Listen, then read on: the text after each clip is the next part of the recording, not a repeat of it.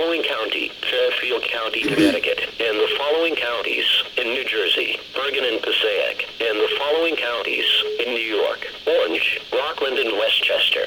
The National Weather Service in New York has issued a flood warning for Bergen County in northeast New Jersey, Orange County in southeast New York, Rockland County in southeast New York, Fairfield County in southern Connecticut, Passaic County in northeast New Jersey, Westchester County in southeast New York.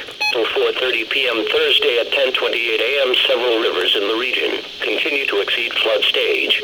Many portions of the area have received 2 to 3 inches of rainfall over the past 24 hours. Additional rainfall is possible this afternoon as scattered showers develop over the area. A flood warning means that flooding is imminent or has been reported. Stream rises will be slow, and flash flooding is not expected. However, all interested parties should take necessary precautions immediately.